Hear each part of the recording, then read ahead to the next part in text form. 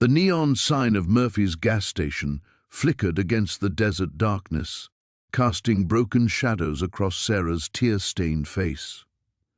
24 hours ago, her fiancé had driven away in their shared car, leaving her with nothing but a suitcase and the crushing weight of another betrayal.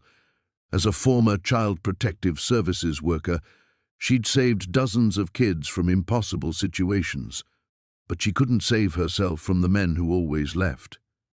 The rumble of motorcycle engines shattered the silence. A leather-clad biker dismounted, his face hidden beneath a black helmet, but it was the small girl clinging to his back that made Sarah's heart stop. No more than 6 years old, with tangled blonde hair and eyes that had seen too much. When their gazes met, something shifted in the universe. "Will you be my mama?" the little girl whispered, reaching tiny fingers towards Sarah's face. But this wasn't just about a lonely woman and a lost child. This biker carried secrets darker than the desert night, and choosing this makeshift family might be the most dangerous decision Sarah ever makes. What happens when the past refuses to stay buried? Before we jump back in, tell us where you're tuning in from, and if this story touches you, make sure you're subscribed, because tomorrow I've saved something extra special for you. Sarah's breath caught in her throat as those small fingers brushed against her cheek. The touch was feather-light, desperate and utterly heartbreaking. In 6 years of social work, she'd encountered countless children in crisis, but something about this little girl's plea cut straight through every professional boundary she'd ever maintained. "Emma, no." The biker's voice was rough, gravelly, carrying an edge of panic that didn't match his intimidating appearance. He gently pulled the child's hand back, but not before Sarah saw the tremble in his leather-gloved fingers. "We talked about this."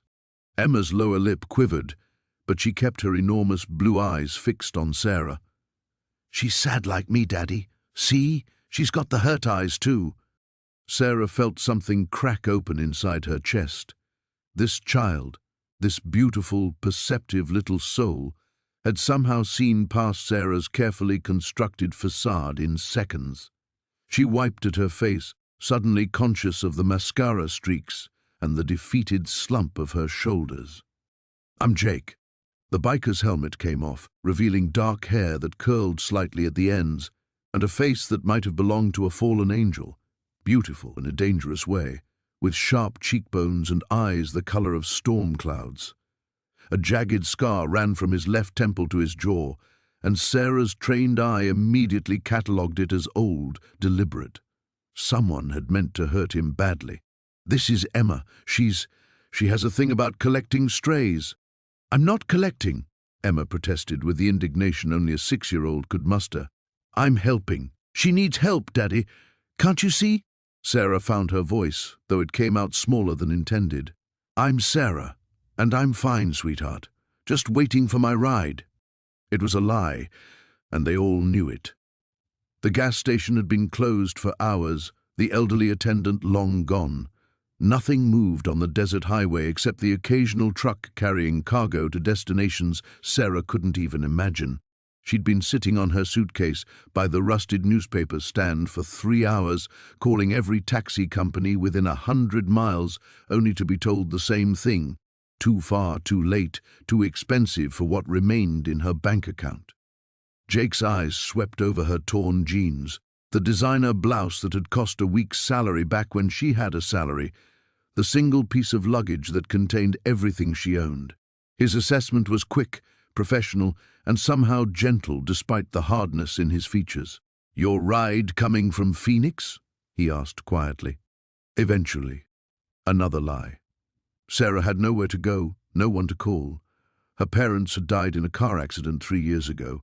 A few friends had chosen sides when she'd accused her ex-supervisor of harassment and lost her job. And Marcus had made his feelings clear when he'd driven away with her car, her credit cards and her engagement ring.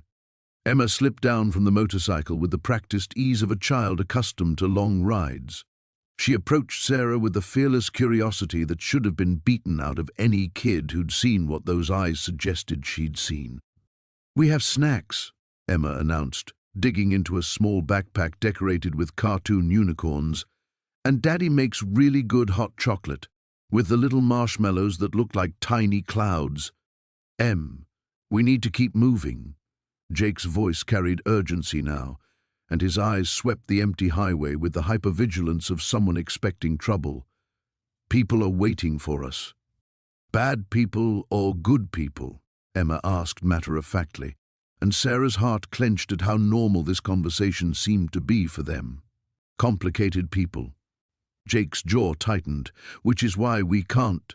The distant sound of engines, multiple engines, cut through the desert air. Jake's entire body went rigid. "Shit," he breathed, then shot an apologetic look at Emma. "Sorry, baby." Daddy words. But Emma wasn't paying attention to his language. She'd grabbed Sarah's hand with surprising strength. "Please," she whispered urgently, "please come with us." The fluorescent lights buzzed overhead like dying insects as Sarah stared at the retreating taillights, until they disappeared into the desert darkness. The silence that followed felt heavier than the abandoned gas station itself, a crushing weight that settled on her shoulders and refused to lift. She turned back toward the grimy building, its windows reflecting her own hollow expression. 3 days of marriage, and Marcus had dumped her here like unwanted cargo. The wedding ring on her finger suddenly felt like a shackle, cold and meaningless against her skin. The elderly clerk behind the counter watched her through smudged glass, his weathered face creased with something between pity and curiosity. Sarah pushed through the door, the bell overhead announcing her return with a cheerful chime that mocked her situation. "You okay, miss?" The old man's voice carried the weight of someone who'd seen too much drama play out in his parking lot over the years. "Do you have a phone I could use?" Sarah's voice came out steadier than she felt. Professional training kicked in, the same calm demeanor she'd used with countless families in crisis during her social work days. Ironic how easily those skills surfaced when she became the one in need. "Payphone's busted. Been meaning to fix it for months."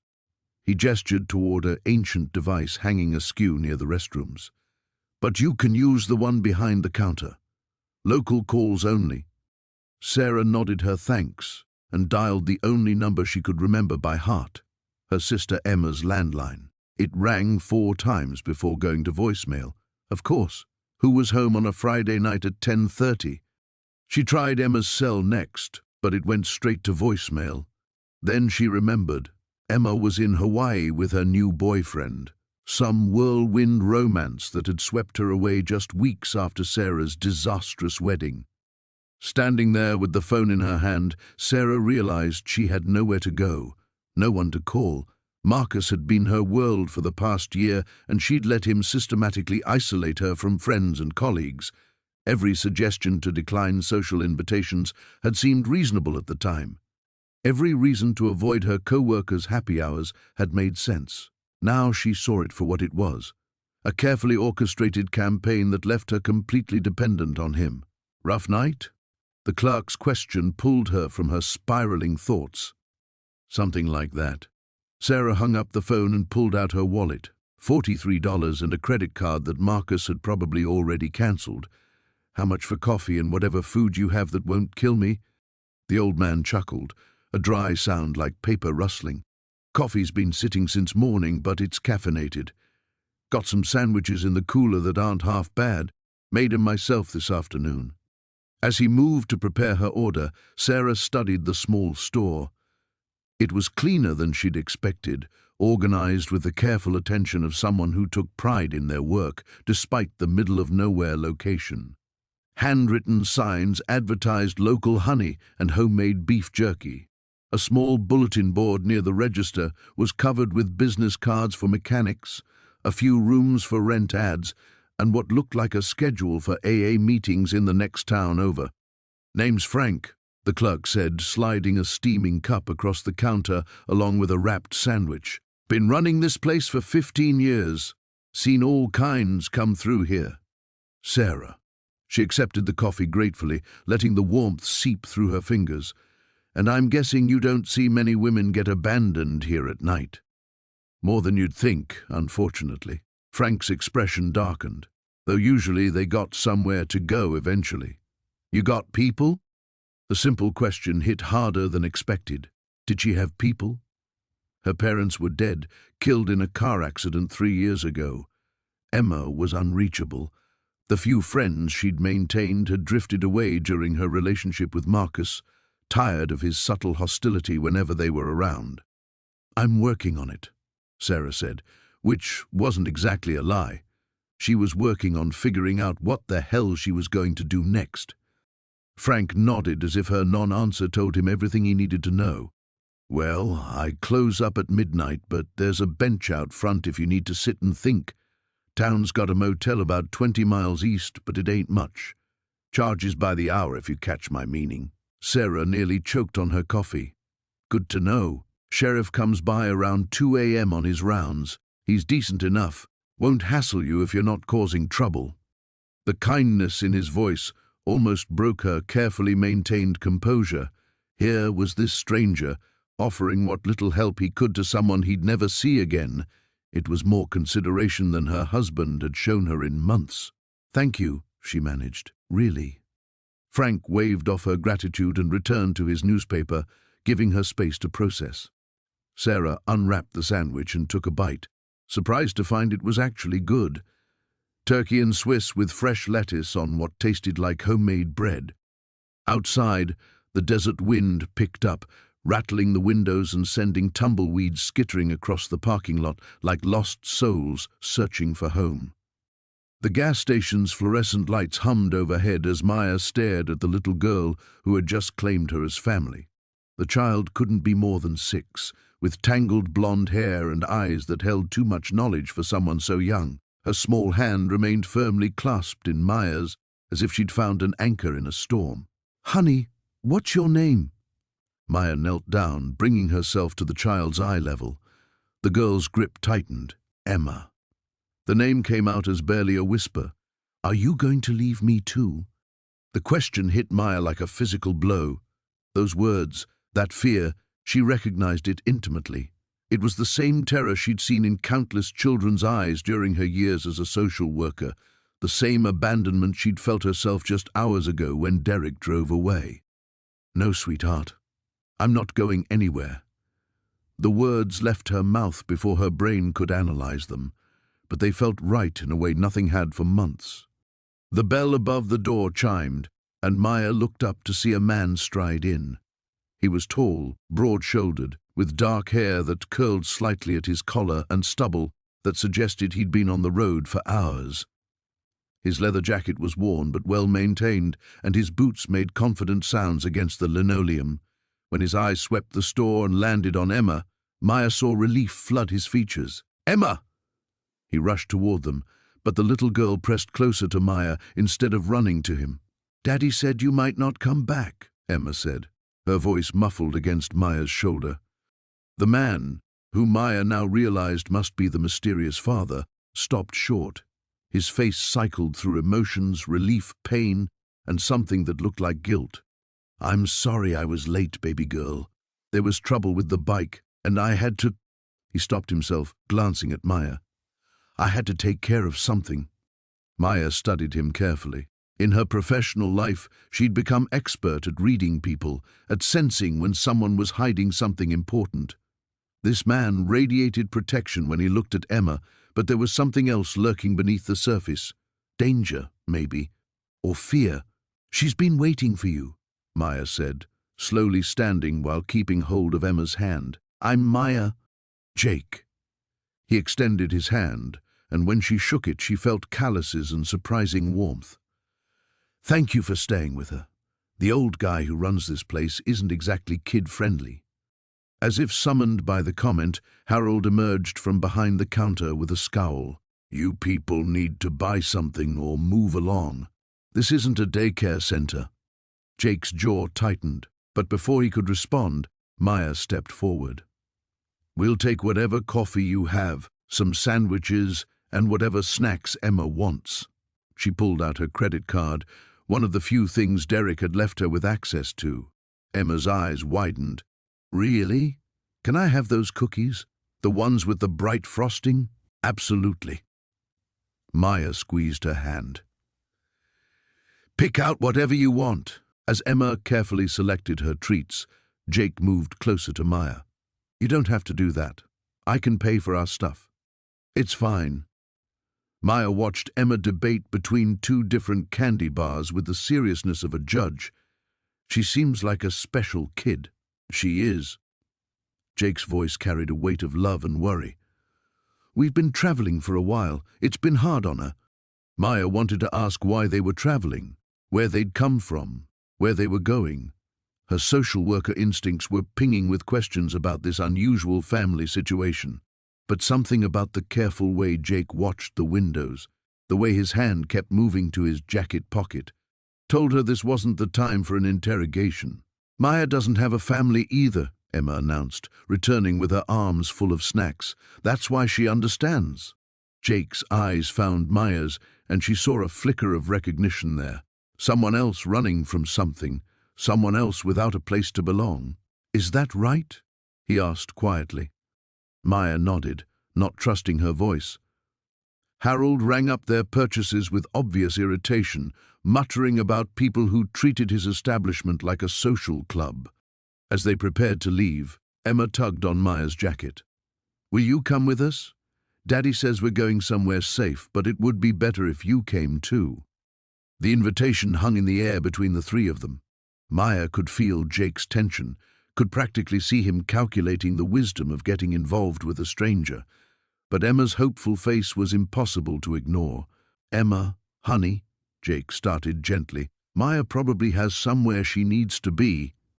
But Maya looked around the empty gas station, thought about the motel room waiting for her with its broken dreams and uncertain future. Then she looked at Emma's trusting eyes and made a decision that would change everything. Actually, she said, I don't. The morning sun cast long shadows across the cracked asphalt as Maya swept the front entrance of the gas station. 3 days had passed since Jake and Emma had roared away on that Harley, and she couldn't shake the hollow feeling their absence had left behind. Every time the bell chimed above the door, her heart jumped, hoping to see Emma's bright eyes peering around the corner. You're gonna wear a hole in that concrete, Frank called from behind the counter, his weathered face creased with concern. They'll be back. Maya paused mid-sweep. What makes you so sure? Because that little girl latched onto you like you hung the moon. And her daddy, well... Frank scratched his graying beard. He's got the look of a man who's been running a long time. Sometimes you gotta stop running to start living. Before Maya could respond, the familiar rumble of a motorcycle engine made her pulse quicken. But instead of Jake's black Harley, a different bike pulled up. Sleek and silver, ridden by a woman with platinum blonde hair and predatory eyes hidden behind designer sunglasses. The woman dismounted with fluid grace, her leather jacket pristine despite the dusty roads. She surveyed the gas station like a hunter studying terrain, her gaze lingering on Maya with uncomfortable intensity. Help you with something? Maya asked, gripping the broom handle tighter. Looking for friends of mine, a man and a little girl, traveling on a Harley. The woman's smile was sharp as broken glass. They might have stopped here recently. Maya's instincts screamed danger. Everything about this woman felt wrong. The calculated casualness, the way her hand rested near her jacket pocket, the cold assessment in her eyes. Lots of people pass through here, Maya said carefully. Can't say I remember anyone specific. The woman stepped closer, invading Maya's personal space. Funny thing about lies, they leave a particular taste in the air. Sweet at first, then bitter. She tilted her head. You taste bitter, honey. Frank emerged from behind the counter, a tire iron casual in his grip. Lady, you buying something or just here to harass my employees? The woman's laugh was like ice cracking, just making conversation with your helpful staff. She pulled out her phone, showing Maya a photo. This is Jake. And this precious little thing is Emma. Ring any bells now? Maya's blood ran cold. In the photo, Jake had his arms protectively around Emma, but they looked different, younger, happier, like a family before whatever storm had torn through their lives. Nope, Maya said, proud that her voice stayed steady. Never seen them. Loyalty is admirable, the woman said. pocketing the phone. "But misplaced loyalty can be deadly." She leaned closer, her voice dropping to a whisper. "When you see them, and you will, tell Jake that Vera sends her regards. Tell him the debt comes due eventually with interest." Vera turned to leave, then paused. "Oh, and honey? Next time you want to lie, work on your poker face. That protective mama bear expression gives you away every time." After Vera's motorcycle disappeared into the heat haze, Maya's hands began trembling. Frank locked the front door and flipped the sign to closed. "What kind of trouble are they running from?" Maya asked. "The permanent kind, by the look of her." Frank's expression was grim. "Maya, those folks might mean something to you, but getting involved, I'm already involved." The certainty in her voice surprised them both. "The moment Emma chose me, I became involved." That evening, as Maya restocked the coolers, the bell chimed again. This time it was Jake, but he looked different, haggard, desperate. Emma wasn't with him. "Where is she?" Maya demanded. "Safe, hidden." Jake's eyes darted to the windows. "Did anyone come looking for us?" "A woman named Vera. She knew your names, had photos." Jake's face went ashen. He slumped against the counter like he'd been gut-punched. "How long ago?"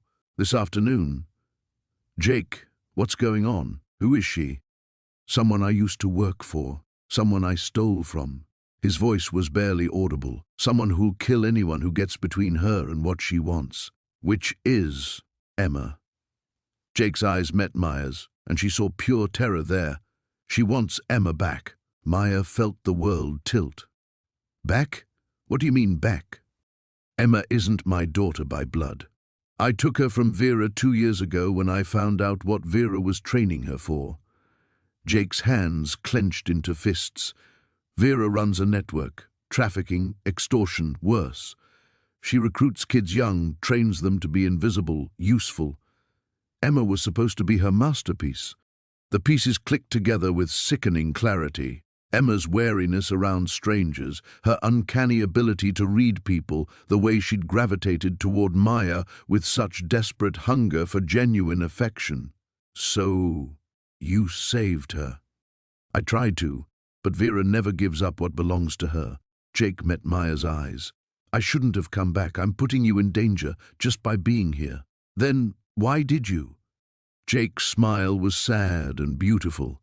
"Because Emma won't stop asking for her, Maya. And because sometimes even running men need somewhere to come home to." The diner's fluorescent lights cast harsh shadows across Maya's face as she stared at the phone in her hands. 3 missed calls from her supervisor, 2 voicemails she couldn't bring herself to play, and a text message that made her stomach twist. "Emergency meeting Monday, 8 a.m. Your position under review. You gonna eat that?" Lily's voice cut through her spiraling thoughts.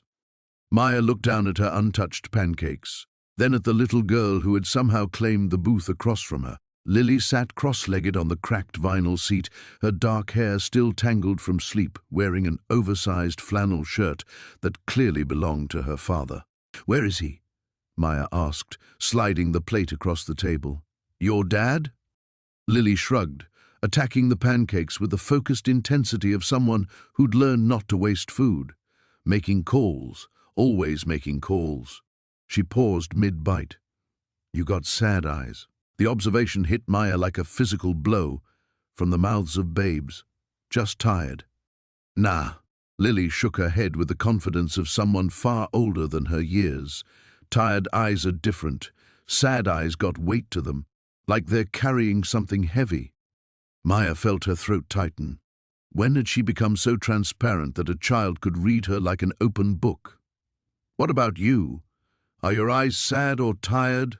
Lily considered this seriously, as if it were the most important question she'd ever been asked. "Both, I guess, but less sad since yesterday."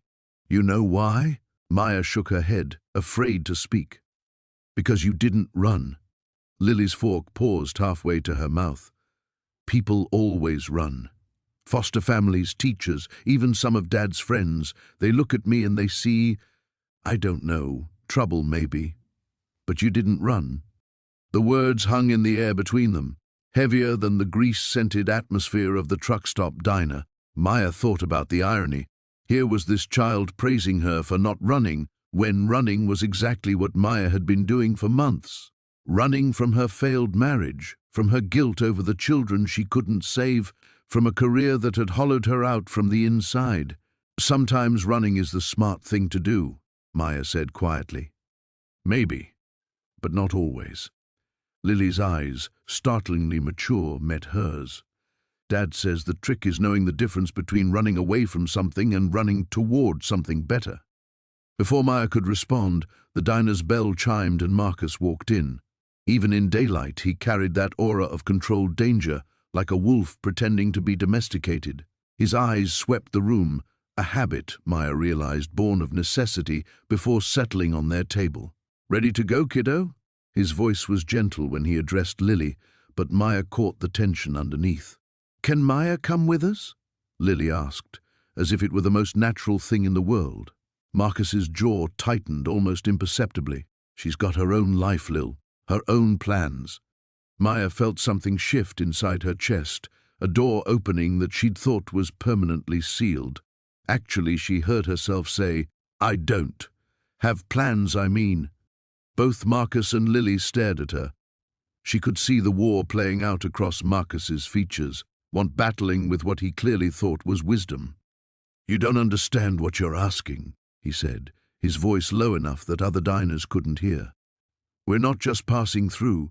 We can't be. Are you running from something or toward something?" Maya asked, echoing Lily's earlier words. Marcus's laugh was bitter. "Both. Always both."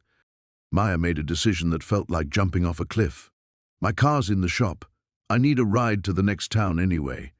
It wasn't entirely a lie. Her Honda was making concerning noises, and the next town was as good a destination as any other. "This isn't a game," Marcus warned. "The people looking for us, they don't ask questions first." "People are looking for you?" The social worker in Maya should have been alarmed, should have been thinking about mandatory reporting and child safety. Instead, she found herself leaning forward. "What kind of people?" "The kind that make problems disappear." Marcus's hand moved instinctively to rest on Lily's shoulder, protective and possessive. "The kind that don't care about collateral damage." Maya looked at Lily, who was following the conversation with the resigned expression of a child who'd grown up in the shadow of adult dangers she shouldn't have to understand. Something fierce and long-dormant stirred in Maya's chest, the same feeling that had driven her to become a social worker in the first place, before the system had beaten it out of her. "How long until they find you here?" she asked. Marcus checked his watch. "We've got maybe 6 hours before I start getting nervous." "Why?" Maya stood up, surprising herself with her steadiness. "Because 6 hours is enough time to disappear. And I know a thing or two about starting over." The diner's fluorescent lights hummed overhead as Maya pushed eggs around her plate, her appetite nowhere to be found.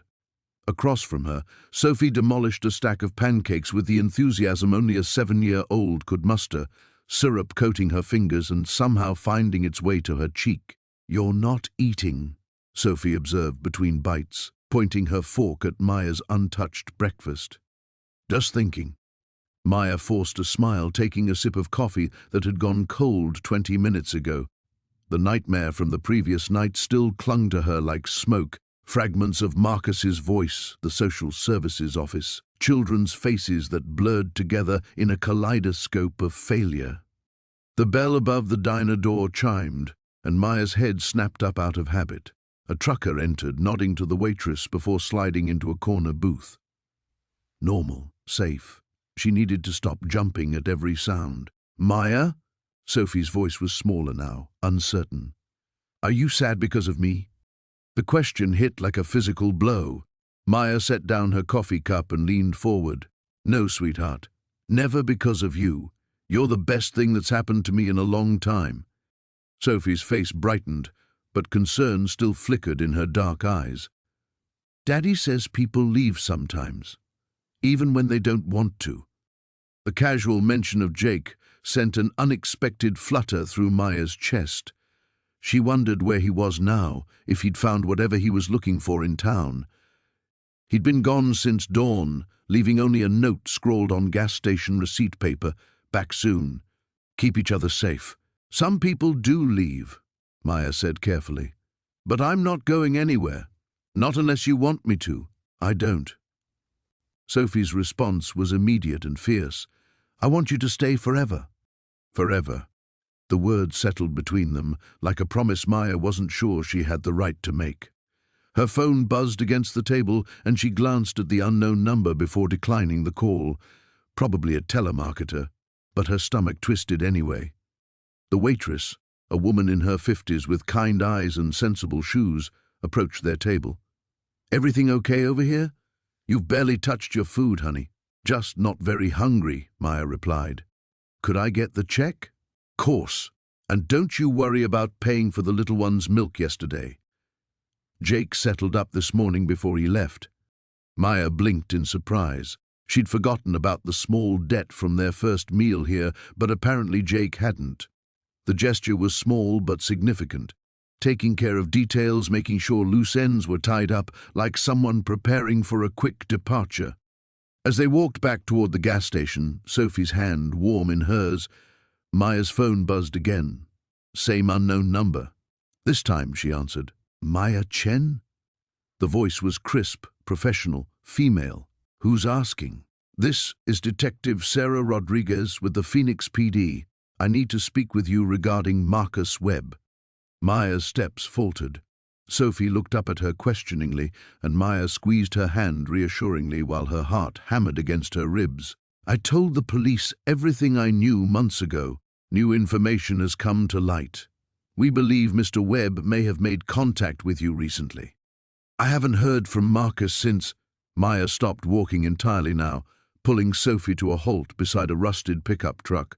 "What kind of new information?" "The kind best discussed in person."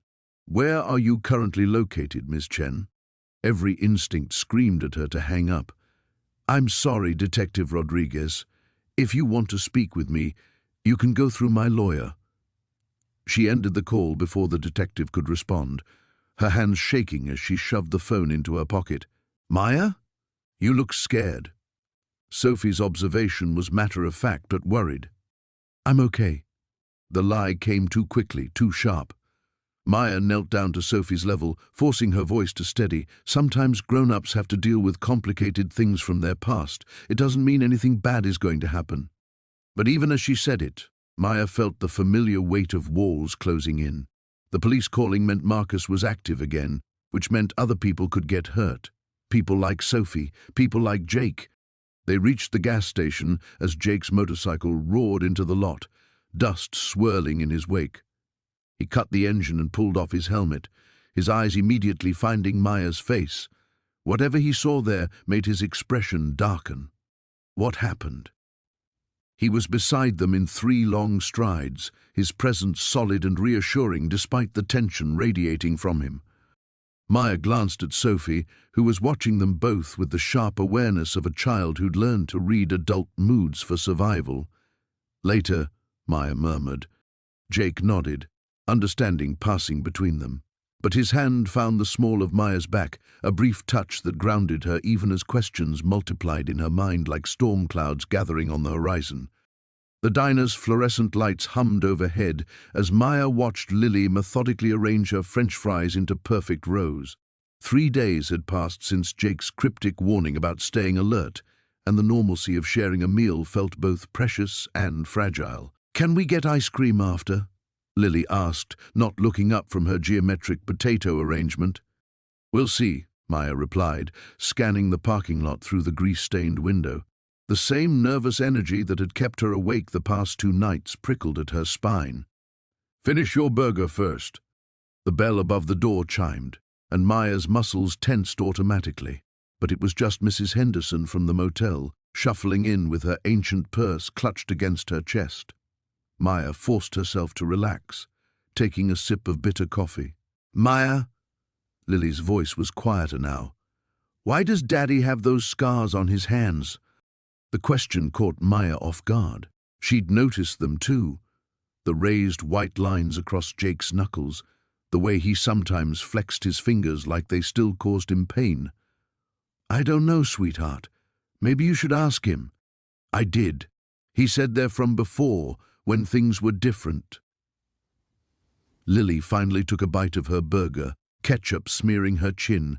"He gets sad when I ask about before." Maya reached across the table to wipe Lily's face with a napkin. The gesture felt natural now, maternal in a way that both thrilled and terrified her. Sometimes grown-ups have parts of their past that hurt to remember. Like you?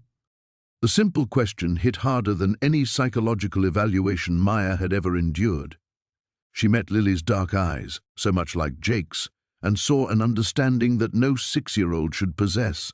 This child had learned to read adult pain the way other kids learn to read picture books. "Yes," Maya said softly. "Like me." The diner door chimed again, and this time Maya's instinct screamed danger. 2 men entered, their movements too controlled, their eyes sweeping the room with practiced efficiency. One was tall and lean with graying temples, the other shorter but built like a prize fighter. Neither looked like they belonged in a small-town diner. Maya's hand found Lily's across the table, squeezing gently. "I need you to listen very carefully," she whispered. "In about 10 seconds, we're going to get up and walk to the bathroom. Can you do that for me?" Lily nodded, her French fries forgotten. Smart girl. The grey-templed man's gaze found Maya just as she stood, Lily's hand clasped in hers. Recognition flickered in his cold blue eyes, and Maya's blood turned to ice. Somehow, impossibly, they'd found her. "Excuse me," the man called out, his voice carrying the authority of someone accustomed to being obeyed. "Sarah Mitchell?" Maya didn't respond to the name she'd abandoned months ago, but her hesitation was answer enough. The shorter man moved toward the rear exit while his partner approached their table. The other diners seemed oblivious to the tension crackling through the air. "You're a hard woman to track down," Grey Temples said, stopping just close enough to seem conversational, while blocking their path to the front door. "We just want to talk." "I have nothing to say to you," Maya replied, keeping her voice steady despite the terror clawing at her throat. Lily pressed against her side, sensing the danger even if she didn't understand it. "I think you do, especially about what you saw that night at the Riverside facility." His smile never reached his eyes. "And about the little girl who's become so important to you." The threat was unmistakable. Maya's mind raced through options, all of them dead ends. The bathroom window was too small to escape through. The kitchen led to an alley with only one exit. She was trapped, and worse, she'd brought Lily into this nightmare. "Mama Maya," Lily whispered, the name slipping out unconsciously. "I'm scared."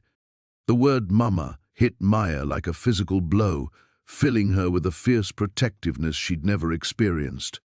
Whatever these men wanted, whatever consequences awaited her, she wouldn't let them touch this child. "I know, baby," Maya murmured, her free hand reaching into her purse. Her fingers found the pepper spray Jake had insisted she carry. It wasn't much against 2 trained professionals, but it might buy them precious seconds. The diner door exploded inward with enough force to rattle the windows. Jake stood in the doorway, and Maya had never seen anything more beautiful or terrifying. Gone was the gentle man who made pancakes on Sunday mornings. This was someone else entirely, dangerous and lethal, with murder in his dark eyes. "Gentlemen," Jake said quietly, his voice carrying the promise of violence, "I believe you're bothering my family." Grey Temples spun toward the new threat, his hand moving inside his jacket. The shorter man abandoned his position by the back exit, rushing to support his partner. Other diners began to notice the disturbance, their casual conversations dying into nervous whispers. Maya pulled Lily closer, her heart hammering against her ribs.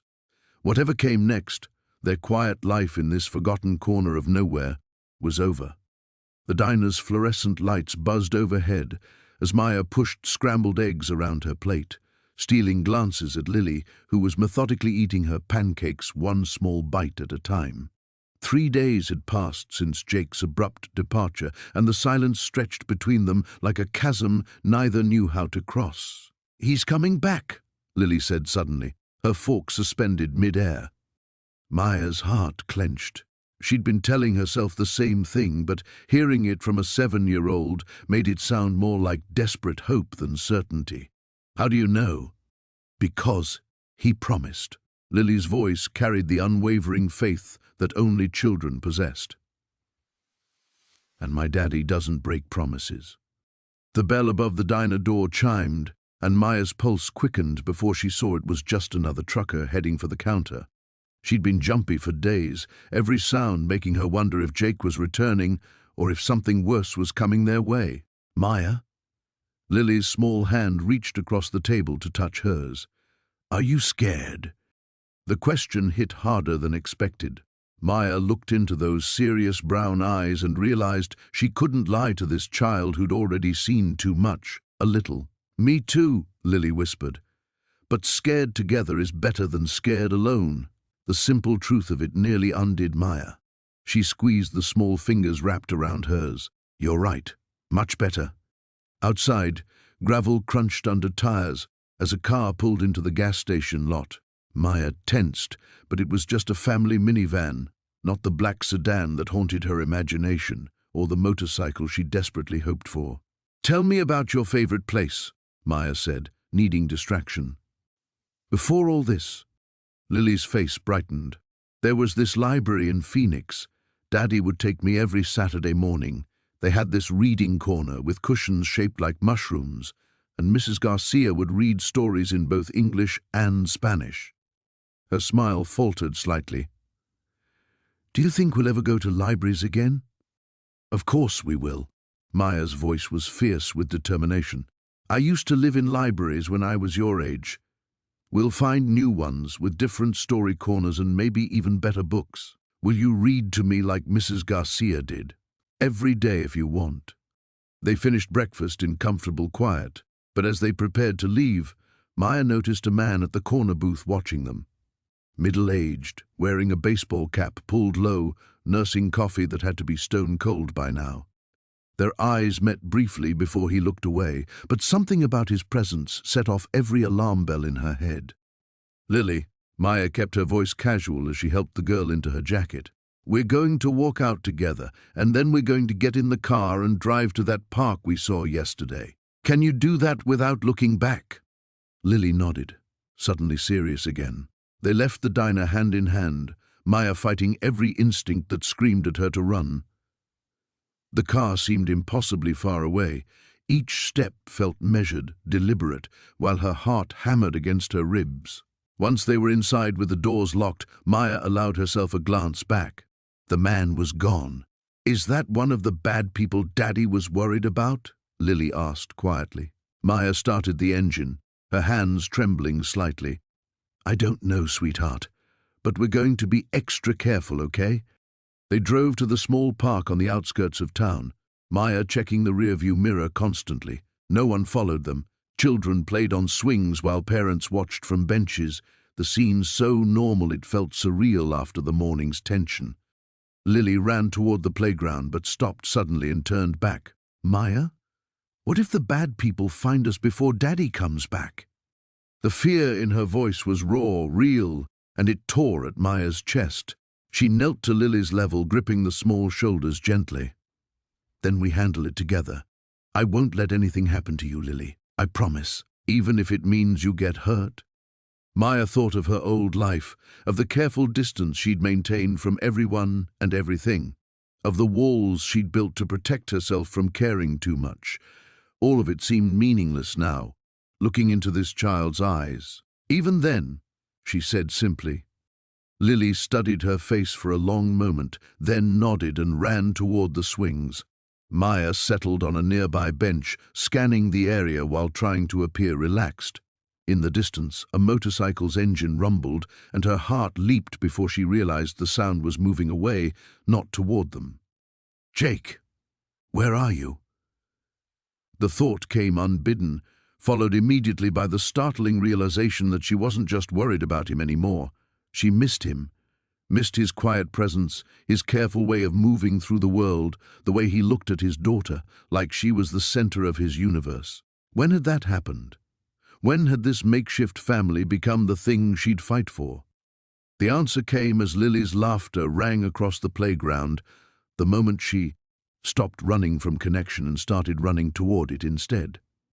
The diner felt different in the pre-dawn darkness, its neon sign casting eerie shadows through the frost-covered windows. Elena clutched her coffee cup, watching Jake pace between the empty booths like a caged animal. 3 days had passed since Marcus's visit, and the tension had become suffocating. "We can't keep running forever," she said, breaking the silence that had stretched between them since Lucy fell asleep in the truck outside. Jake stopped pacing, his leather jacket creaking as he turned. "You think I don't know that? Then what's the plan? Because hiding out in diners and counting down the hours until Marcus finds us isn't working for any of us." His jaw tightened. "The plan is keeping you and Lucy alive." "By what? Never staying anywhere longer than a night? Lucy asked me yesterday why we can't go home. What was I supposed to tell her? The truth would be a start." Elena slammed her cup down, coffee sloshing across the scratched Formica table. "What truth, Jake? You still haven't told me what Marcus really wants. You said it was about money, but men don't hunt people across 3 states for a debt." Jake's eyes went dark, that familiar wall slamming down between them. But this time, Elena refused to let it stand. "Lucy calls me Mama now," she continued, her voice breaking slightly. "Do you understand what that means to me? I've spent my entire career watching families torn apart, and somehow I found one in the most impossible place. But I can't protect her if I don't know what we're really running from." For a moment, Jake's mask slipped, revealing something raw and desperate underneath. He sank into the booth across from her, suddenly looking older than his years.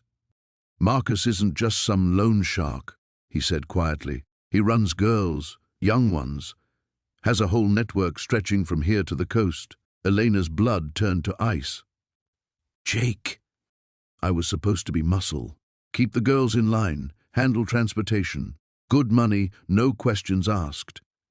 His hands clenched into fists on the table. "I didn't know what I was signing up for. By the time I figured it out, I was in too deep. But you got out." "I tried to." Jake's laugh was bitter, took Lucy and ran. "But you don't just walk away from Marcus. He made that very clear when he found us the first time." Elena's mind raced, pieces of a horrible puzzle clicking together.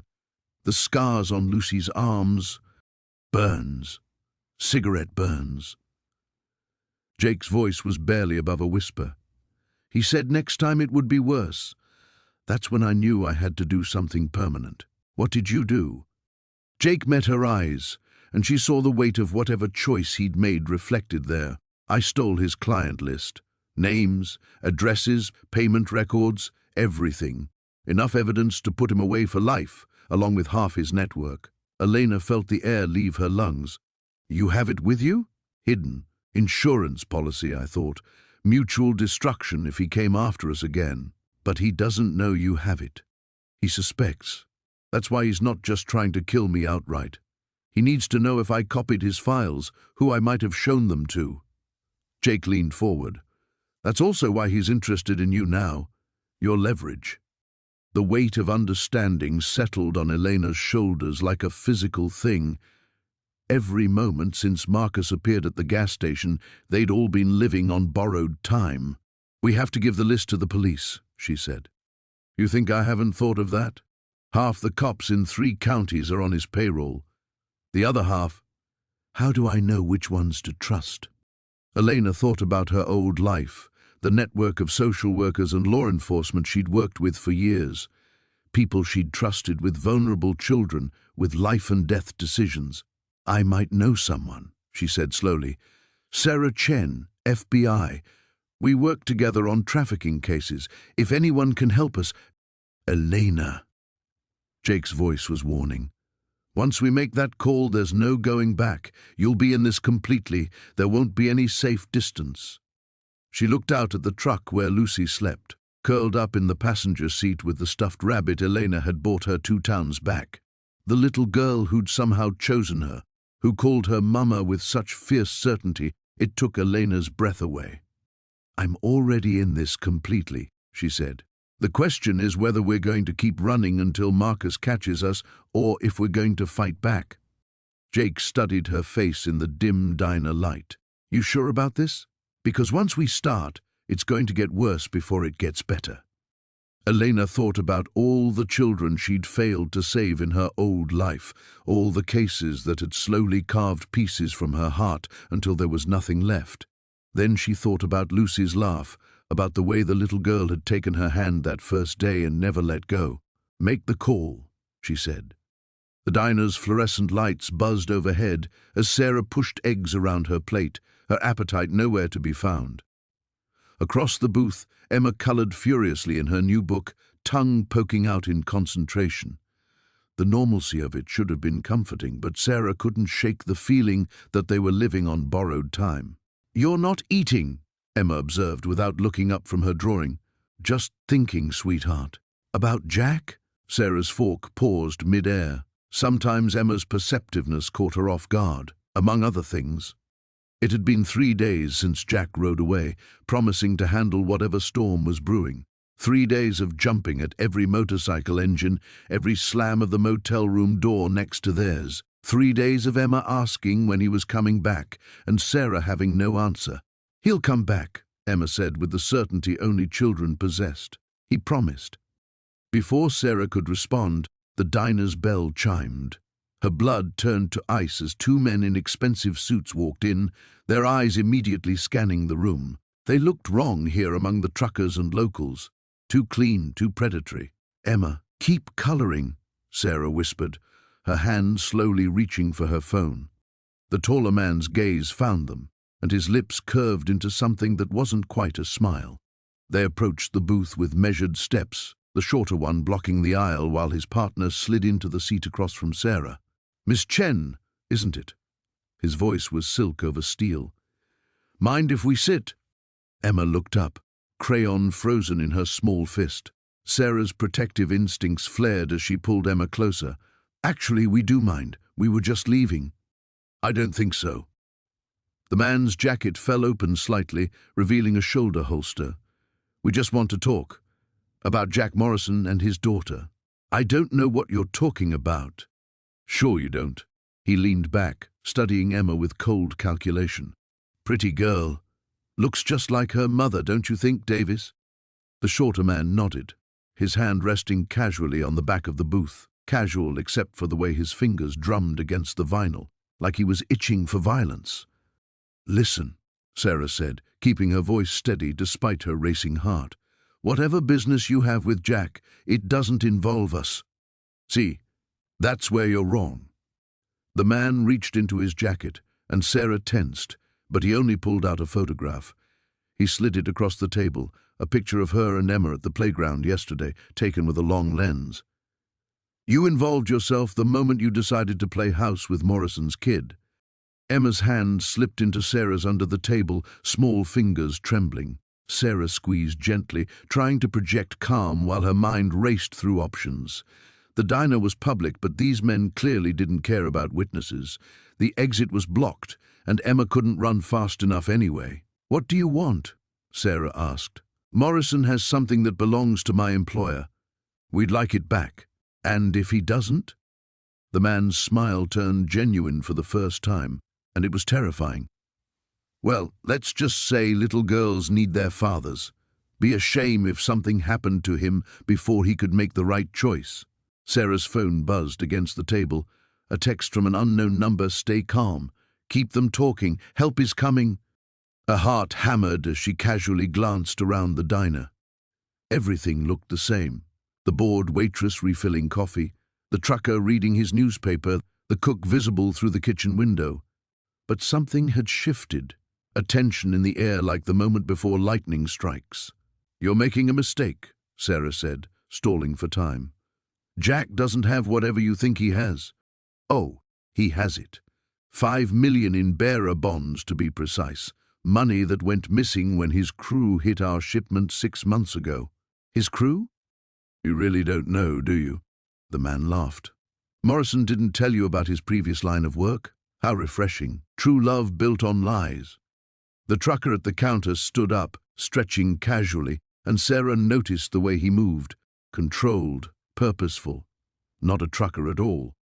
"Thing is," the man continued, "we found his partners. They told us very interesting stories before they died, all about how Morrison walked away with the bonds, claiming he wanted out of the life. Noble, except he forgot to return our property first." Emma's crayon snapped in her grip. Sarah covered the small hand with both of hers, feeling how cold it had become. "So here's what's going to happen," the man said.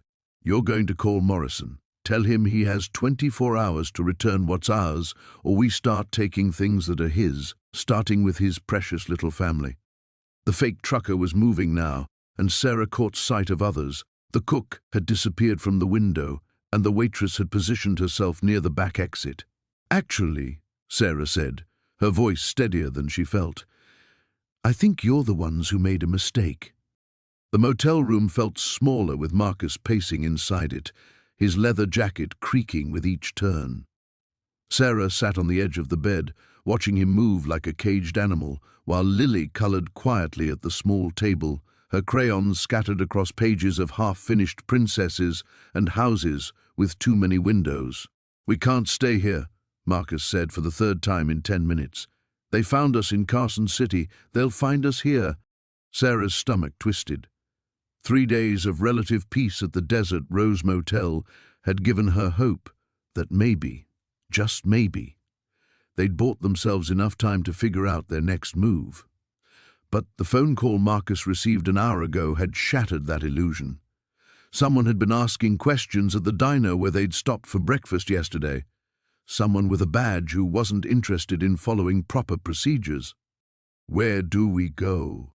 Sarah kept her voice low, mindful of Lily's presence. The little girl had been through enough without hearing the raw fear that threatened to crack Sarah's composure.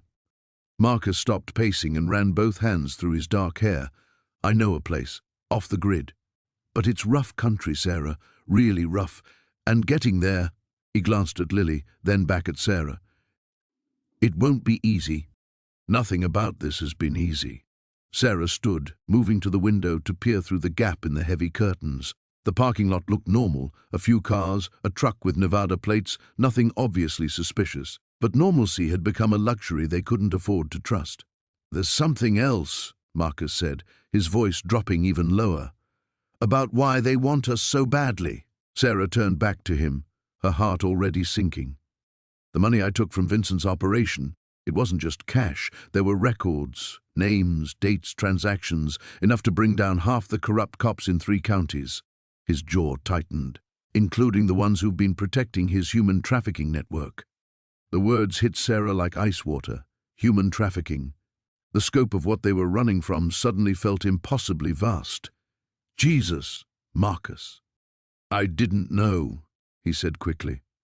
"Not until after I'd already taken it all. I thought I was just hitting him where it hurt. His wallet. But those files," he shook his head. "They detail everything, routes, contacts, payoffs. There are girls' names in there, Sarah, young girls." Lily's crayons stopped moving across the paper. She was listening, even though she pretended not to be. Sarah crossed to the table and gently touched her shoulder. "Sweetheart, why don't you go wash your hands? We might need to take another little trip soon." Lily looked up with those serious dark eyes that held too much understanding for a 6-year-old. "Are the bad men coming again?" Sarah's throat constricted. "We're going to make sure they don't find us." After Lily disappeared into the bathroom, Sarah whirled back to Marcus. "You have evidence of human trafficking, and you didn't think to mention this before. I was trying to protect you from how deep this goes." His voice carried a note of desperation. "The less you knew—" "Don't." Sarah held up a hand. "Don't you dare try to protect me by keeping me in the dark. If we're in this together, we're in it together, all of it." Marcus studied her face for a long moment, and something shifted in his expression. "You're right. I'm sorry." He moved to his duffel bag, unzipping a hidden compartment. "The files are here. I've been trying to figure out how to get them to someone who can actually use them without getting us killed in the process." "What about that contact your friend mentioned? The federal agent?" "Agent Chen. Yeah, I've been thinking about that." Marcus pulled out a thick manila envelope. But making contact means exposing our location, at least temporarily. And if Vincent has people in federal law enforcement too. The bathroom door opened and Lily emerged, her small hands damp from washing. She looked between them, reading the tension in the room with an accuracy that broke Sarah's heart. "Are we leaving now?" Lily asked quietly. Sarah knelt down to her level. "Soon, baby. But remember what we talked about? How sometimes good people have to do difficult things to help other people." Lily nodded solemnly. "Well, Daddy has some information that could help a lot of people, but sharing it might be dangerous for us. Like being a superhero?" Lily's voice held a note of hope. Marcus moved to join them, crouching beside Sarah. "Something like that, little bird. But superheroes have to be very careful about when and how they use their powers." Lily considered this seriously, then reached into her coloring supplies and pulled out a small drawing. It showed 3 stick figures holding hands, a man, a woman, and a small girl. Above them, she'd colored a bright yellow sun. "Superheroes work better as a team," she announced, handing the picture to Sarah. Looking at the drawing, Sarah felt something crystallize inside her. They were a team now, for better or worse, and that meant facing whatever came next together. The morning sun cast long shadows across the safe house porch as Maya watched Emma sketch in her notebook, the little girl's face scrunched in concentration. 3 days had passed since Jake's warning about Marcus closing in, and the waiting was eating at Maya's nerves like acid. "What are you drawing, sweetheart?" Maya asked, settling beside Emma on the wooden steps. Emma held up her sketch, a surprisingly detailed drawing of a house with a white picket fence, flowers in window boxes, and 3 stick figures holding hands in the front yard. A man with spiky hair, a woman with long braids, and a small girl between them. "It's our house," Emma said matter-of-factly, "for after the bad man goes away." Maya's chest tightened. "That's beautiful, Em. Daddy says we might have to move again soon." Emma's voice was small, uncertain. "But I don't want to. I like it here with you."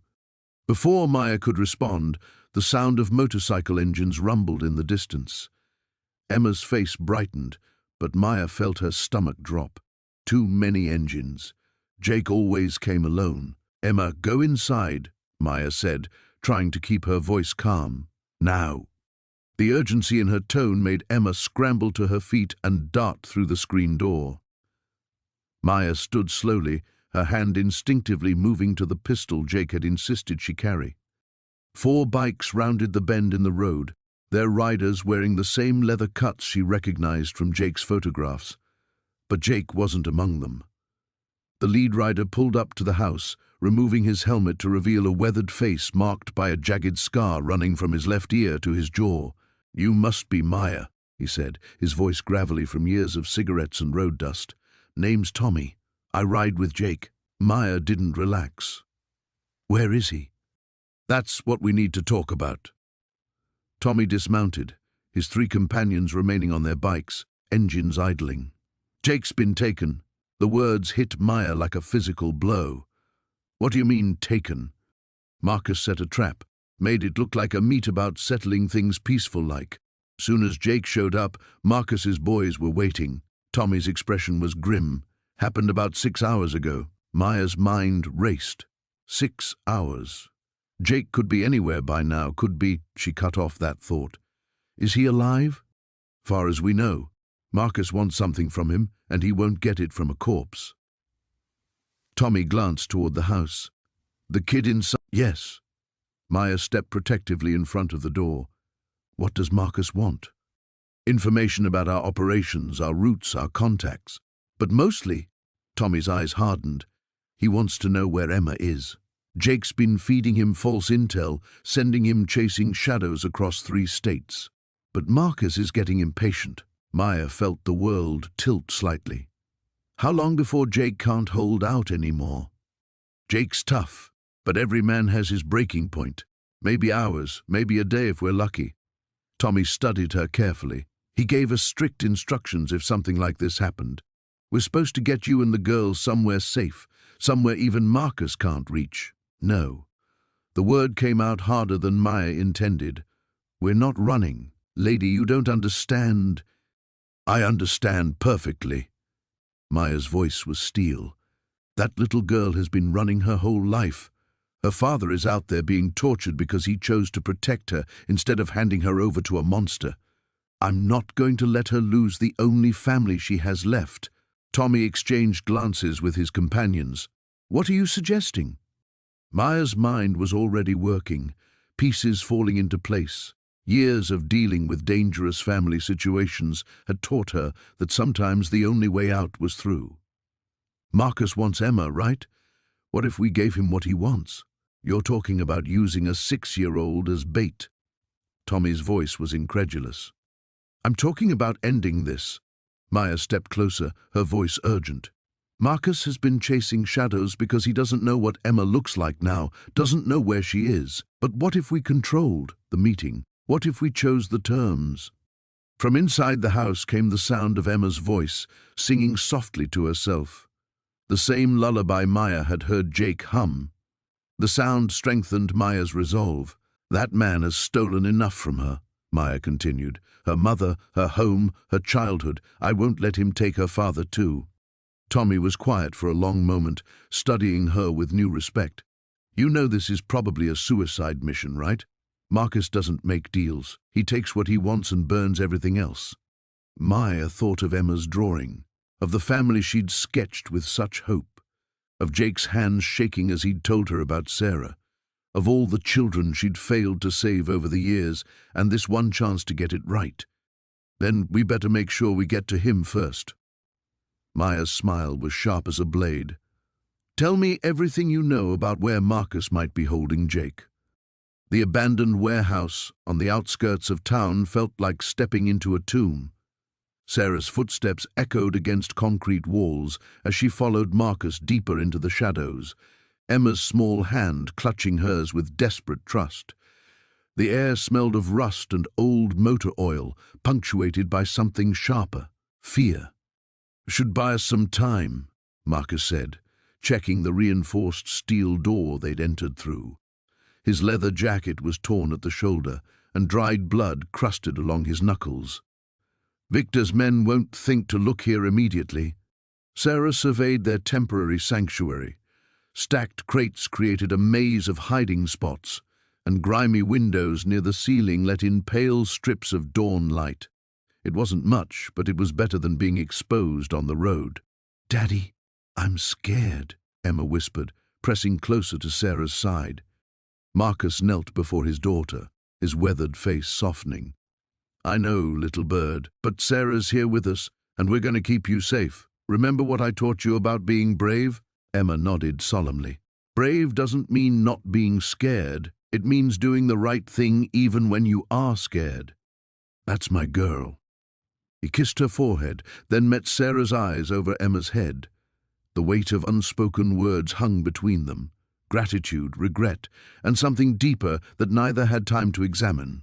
Sarah's phone buzzed. Unknown number. Her blood chilled as she answered. Hello, Sarah. Victor's voice was silk over steel. I believe you have something that belongs to me. Emma belongs to her father, Sarah said, moving protectively in front of the little girl. Victor's laugh was cold. Marcus stole more than just my daughter. He took something very valuable from my organization, and I want it back, both of them. Marcus had gone rigid, listening to every word. Sarah saw the guilt written across his features. The weight of whatever he'd done to protect Emma was crushing him. I don't know what you're talking about, Sarah said. Of course you don't. Marcus hasn't told you about the flash drive, has he? The one containing enough evidence to destroy my entire operation. He thought he was being clever, stealing it to ensure Emma's freedom, but all he did was sign both their death warrants. Sarah's mind raced. This wasn't just about custody or revenge. Marcus had evidence that could bring down a criminal organization. What do you want? She asked. Pier 47, tonight at midnight. Marcus brings the drive, I take Emma. Clean exchange. No. Or I burn down that quaint little town you've grown so fond of. Starting with the diner where you used to work. I believe Linda has 2 grandchildren who live with her. The line went dead. Sarah's hands shook as she lowered the phone. He wants the drive, she told Marcus. Marcus slumped against a crate. I knew this day would come. I just hoped. I thought if I had enough evidence to bury him, he'd leave us alone. What's on it? Everything. Financial records, names of corrupted officials, documentation of human trafficking operations. Enough to put Victor away for life and dismantle his entire network. Sarah's social worker training kicked in, analyzing the situation with clinical precision. We have leverage. Why would he honor the exchange? Once he has both you and the drive, there's nothing stopping him from killing you both. Because he thinks I'm stupid enough to trust him. Marcus ran a hand through his graying hair. But you're right. This isn't an exchange, it's an execution. Emma had been listening quietly, her young face serious beyond her years. Daddy, why don't we just give the bad man his thing back? Because, little bird, sometimes grown-ups do terrible things to children, and if we give him back his secrets, he'll keep hurting more kids. Sarah's heart clenched. This was why Marcus had risked everything, not just for Emma, but for all the victims caught in Victor's web. It was exactly what she would have done in his position. There has to be another way, she said. What if we copy the drive, give the information to the FBI? I tried that 2 years ago. Victor has people everywhere.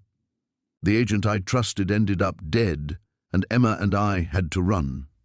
The weight of their situation settled over them like a suffocating blanket. Outside, Sarah could hear the distant rumble of motorcycles. Victor's men were getting closer. Marcus pulled out a small flash drive from his jacket pocket. Such a tiny thing to hold so much power, so much danger. I won't let him take her, he said quietly. Whatever happens tonight, promise me you'll get Emma somewhere safe. We're not splitting up, Sarah said firmly.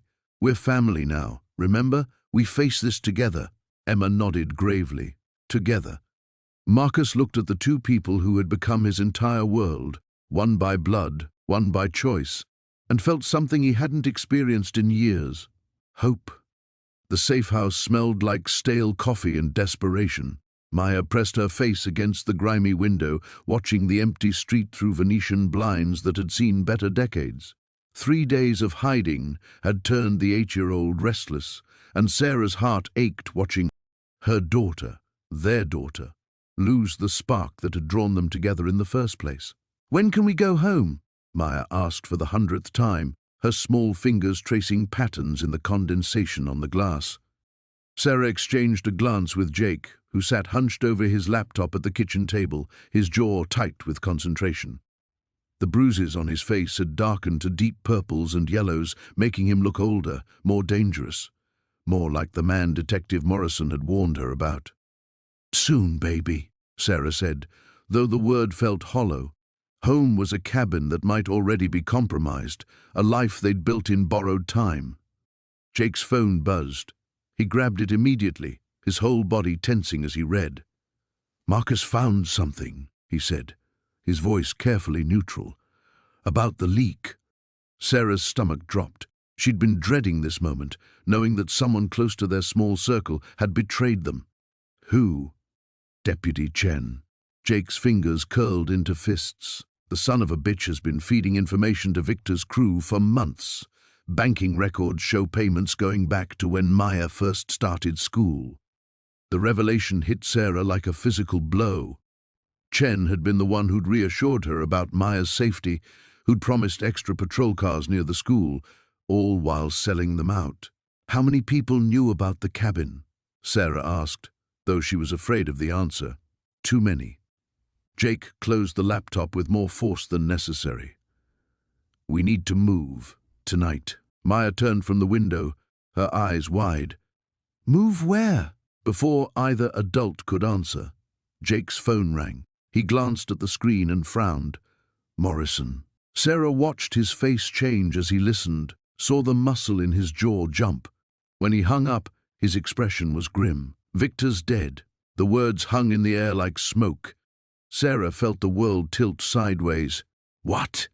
Shot 3 times in his hotel room 2 hours ago. Professional job. Jake ran a hand through his hair. Morrison thinks it was cleanup. Someone didn't want him talking. But that's good, right? Maya's voice was small, uncertain. The bad man is gone? Sarah knelt beside her, pulling the girl close. It's complicated, sweetheart. Jake's expression was dark. Victor was small-time compared to the people who hired him. This was never just about settling old scores. Someone wanted something specific, and with Victor dead, we still don't know what. The safe house suddenly felt smaller, the walls pressing in. Sarah had hoped that surviving Victor's attack would be the end of it, that they could somehow rebuild. But this felt like standing at the edge of a cliff, watching the ground crumble beneath their feet. There's something else, Jake said quietly, his eyes finding Sarah's. Morrison found Victor's phone. He'd been in contact with someone using a burner number. The last message came yesterday, after he was already supposed to be in custody. What did it say? Find the documents, or the girl pays. The blood drained from Sarah's face.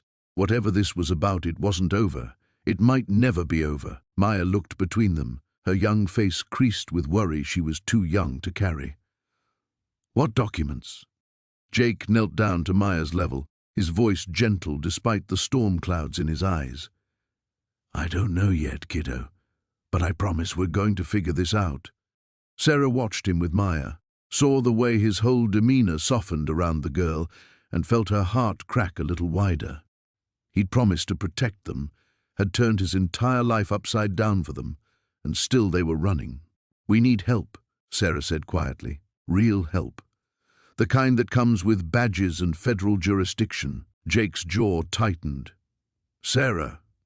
She stood, finding strength she didn't know she still had. I won't let Maya live her life running from shadows. If there are documents, if this is about something bigger than Victor's vendetta, then we need people who can actually solve this. You want to trust the same system that had a dirty cop feeding information to killers? I want to trust something other than luck and desperation.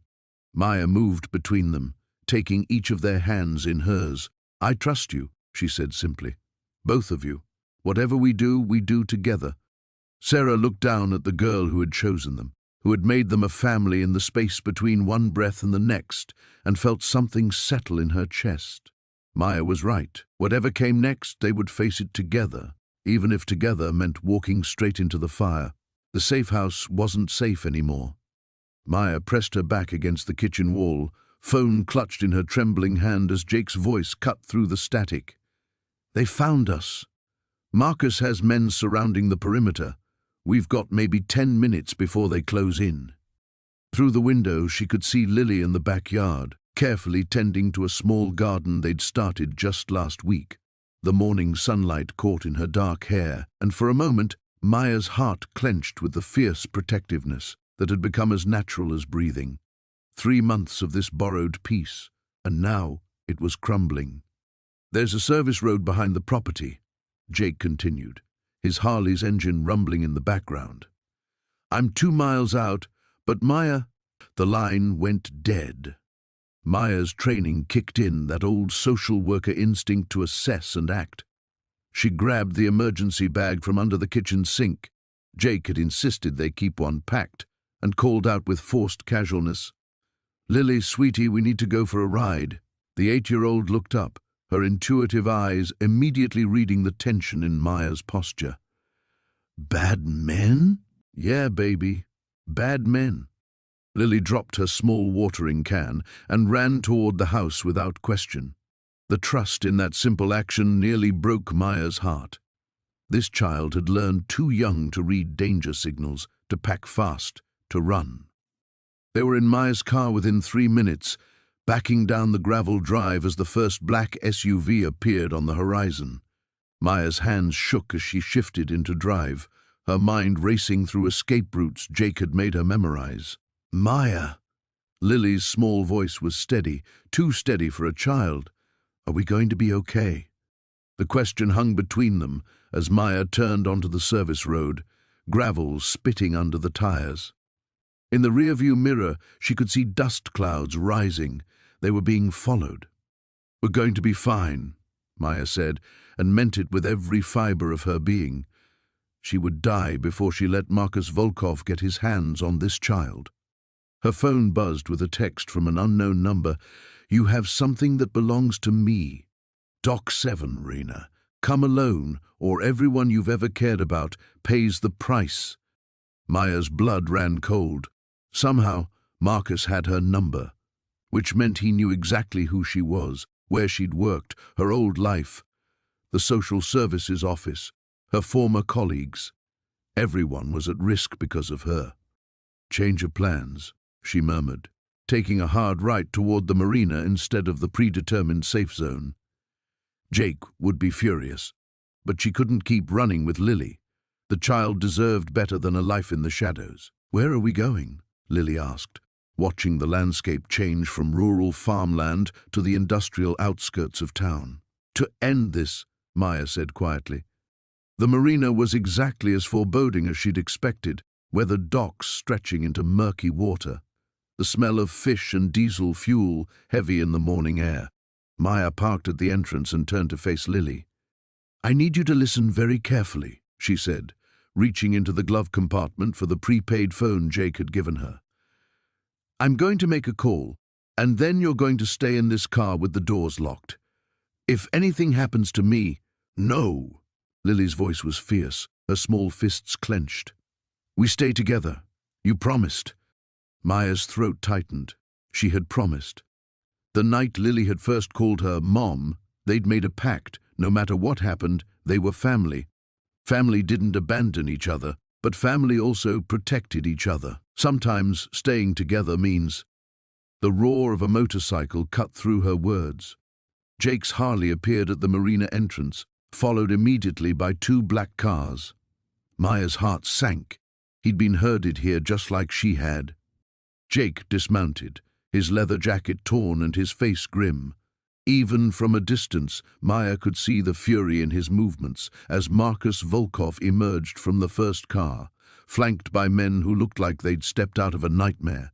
"They used you as bait," Maya whispered, understanding flooding through her. "They knew you'd come for us." Lily's hand found hers, small fingers intertwining with determination that belied her age. "What do we do?" Maya looked at this child who'd chosen her as family, who'd taught her that love wasn't about blood or official papers, but about showing up when it mattered. Then she looked at Jake, the man who'd risked everything to give them both a chance at happiness. Her old life as a social worker had been about following protocols, working within systems, playing it safe.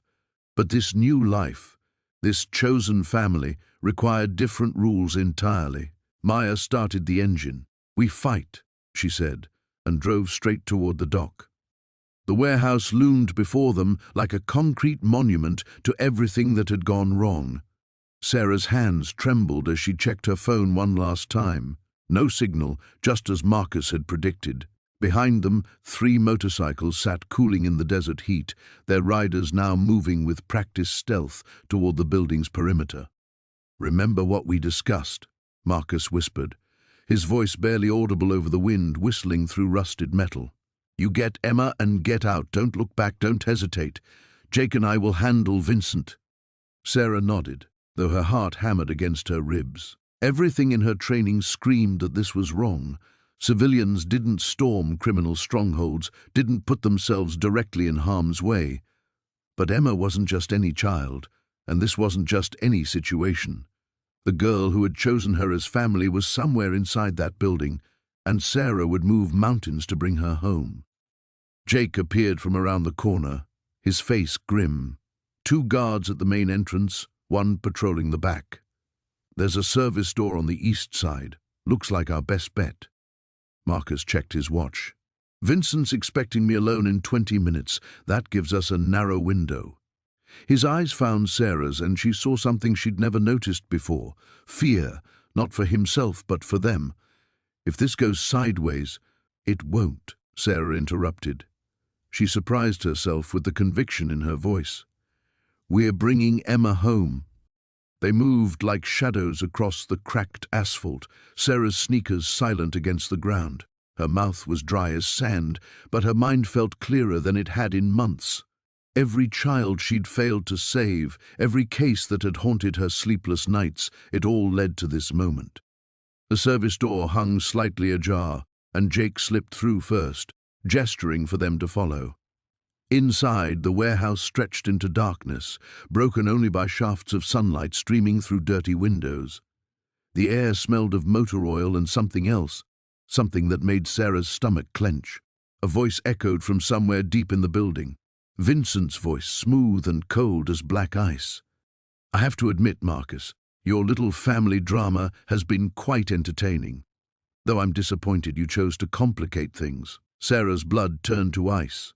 They were too late. Vincent knew they were here. Marcus grabbed her arm, his grip tight.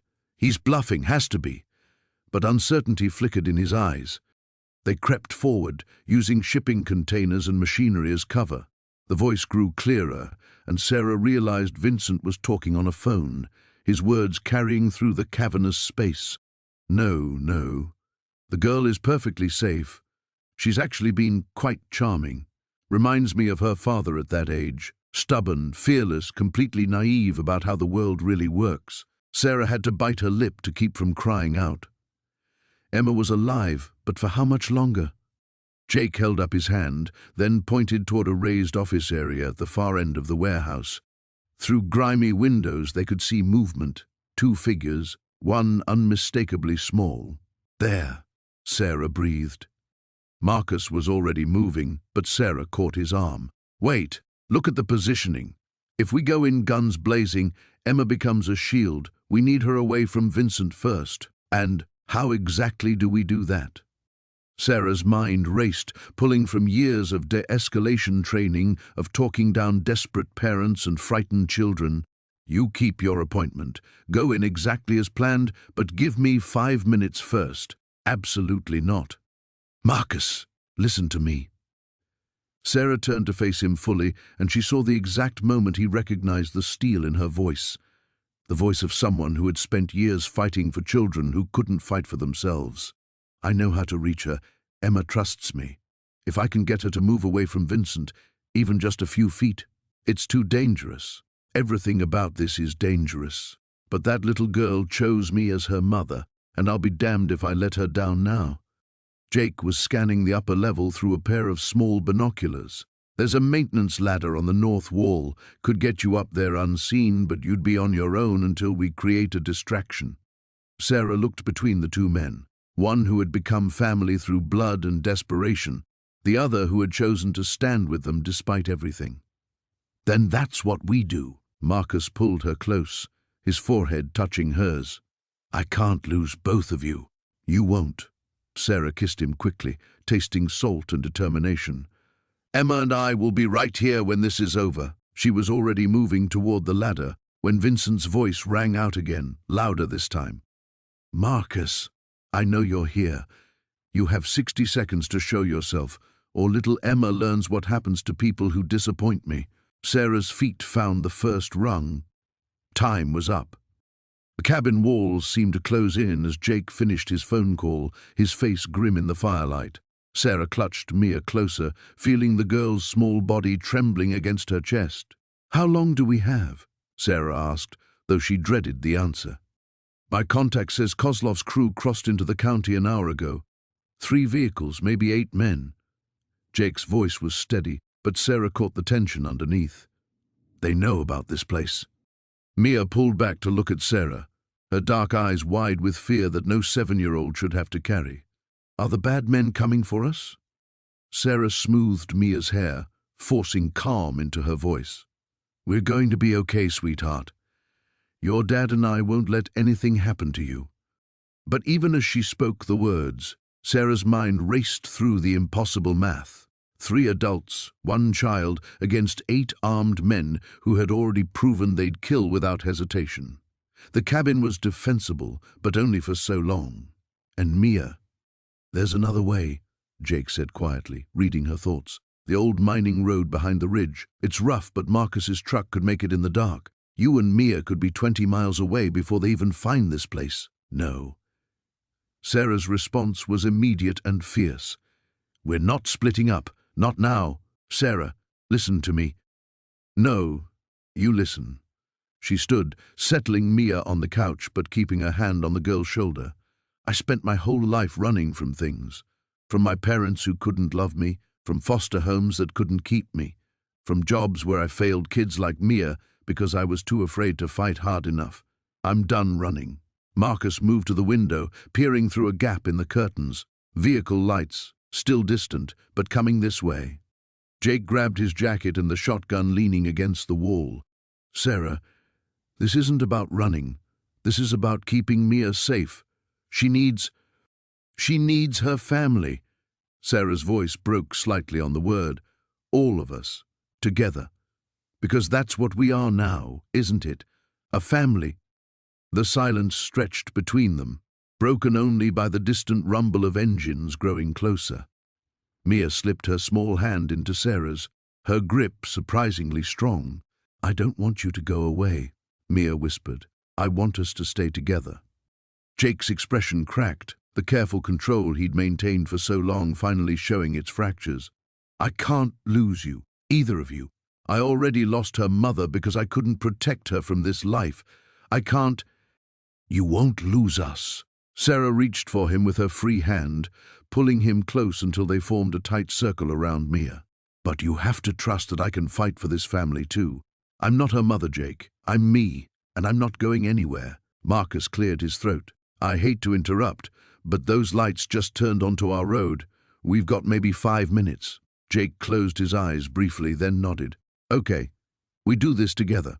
But if things go sideways, they won't, Sarah said firmly. If they do, Jake continued, you take Mia to the basement storm shelter. There's a tunnel that leads to the ravine. Marcus dug it out years ago, old paranoid Marine habits. I was right to be paranoid, Marcus muttered, checking his rifle. Sarah, you know how to shoot? She thought of the self-defense classes she'd taken after a particularly bad case, the way the instructor had praised her steady hands. Well enough. Jake handed her a pistol, his fingers lingering over hers. I love you, he said quietly. I need you to know that. Whatever happens, I love you too. The words came easier than she'd expected, feeling like something she'd always known but finally had the courage to say. Both of you. The sound of engines cut through the night, much closer now. Headlight beams swept across the cabin walls like searching fingers. Positions, Jake said, moving toward the front window. Remember, we're not trying to win a war. Just survive long enough for backup. What backup? Sarah asked, taking Mia's hand and moving toward the hallway where she could cover the back entrance. Called in some favors. Sometimes having outlaw friends has advantages. Jake's smile was sharp and dangerous. Won't be long now. The engine stopped. Car doors slammed in the darkness. Sarah crouched behind the corner, one arm around Mia, the other holding the pistol Jake had given her. Her heart hammered against her ribs, but her hands were steady. Whatever happens, she whispered to Mia, remember that you are loved, you are wanted, you are family. The first footstep creaked on the cabin's front porch. The sirens had faded into the distance, taking Marcus and his crew with them. But Sarah's hands still trembled as she held Emma close. The gas station's fluorescent lights cast harsh shadows across the parking lot where their nightmare had finally ended. Is it really over? Emma whispered, her small voice muffled against Sarah's shoulder. Before Sarah could answer, Jake appeared beside them, his leather jacket torn and blood trickling from a cut above his eyebrow. Despite everything, his eyes held a tenderness she'd never seen before as he looked at his daughter. Yeah, kiddo, he said softly, kneeling down to their level. It's over. Marcus won't hurt anyone anymore. Detective Rodriguez approached, her notepad already tucked away. We'll need full statements from all of you, but it can wait until morning. You've been through enough tonight. She paused, studying their little group with curious eyes. I have to say, I've never seen a family fight so hard for each other. Family. The word hung in the air between them, heavy with possibility. Sarah felt Emma's grip tighten around her waist. Sarah, you're not going to leave again, are you? The question that had been haunting Sarah for weeks finally demanded an answer. She looked at Jake, seeing her own uncertainty reflected in his dark eyes. Everything had happened so fast. The danger, the revelations, the way they'd all instinctively protected each other like they'd been together for years instead of months. "I don't have anywhere else to go," Sarah admitted, the honesty surprising even herself. "I lost my apartment, my job, everything I thought I wanted." Jake's expression softened. "Maybe that's not such a bad thing. What do you mean?" He gestured toward the gas station where they'd first met, where Sarah had been at her absolute lowest point. "Sometimes you have to lose everything to find what actually matters. I spent years running from commitment, from responsibility, telling myself Emma was better off without me around full time. But watching you with her, seeing how you stepped up when she needed someone." He shook his head. "You didn't just save her tonight, Sarah. You've been saving her every day since you walked into our lives." Emma pulled back to look at both of them. "Remember what I said about families choosing each other?" Sarah's throat tightened. "I remember. Well, I choose both of you. Always." The simple declaration broke something open in Sarah's chest. For so long, she'd believed that wanting a family was selfish, that her own traumatic childhood had somehow disqualified her from creating something better. But Emma had seen through all her fears and doubts to the heart of who Sarah really was. "There's something else," Jake said quietly. "I've been thinking about what you said, about finding a new purpose. There's a community center downtown that's looking for someone to run their family services program. The pay isn't much, but they're doing real work, helping kids like Emma, families that don't fit the traditional mold." Sarah stared at him. "You looked into that for me?" "I figured if you were going to stick around, you'd need something meaningful to do with your time." His smile was tentative, hopeful. "That is, if you want to stick around. The three of us could get a real place," Emma added excitedly, "with a yard for Charlie and a kitchen where Sarah can teach me to cook those pancakes that actually taste good." Despite everything they'd been through, Sarah found herself laughing. Those pancakes weren't that bad. "They were terrible," Jake and Emma said in unison, making Sarah laugh harder. As her laughter faded, Sarah looked around the parking lot, the same place where she'd been abandoned months ago, convinced her life was over. She'd had no idea that this seemingly random stop would lead to everything she'd been searching for without knowing it. "Okay," she said finally, the word feeling like a leap off a cliff and a coming home all at once. "Okay?" Jake repeated, hope creeping into his voice. "Okay to all of it. The job, the house, the family." She looked down at Emma, then up at Jake. "I choose you too, both of you." Emma whooped and threw her arms around both adults, pulling them into a three-way hug that should have been awkward, but felt perfectly right. Over Emma's head, Sarah met Jake's eyes and saw her own amazement reflected there. Neither of them had been looking for this, a ready-made family born from crisis and cemented by choice. But sometimes the best things in life were the ones you never saw coming. As they finally headed toward Jake's bike, Emma chattering about room decorations and weekend plans, Sarah took one last look at the gas station. Tomorrow would bring new challenges, paperwork, the slow work of building a life together. But tonight, for the first time in years, she knew exactly where she belonged.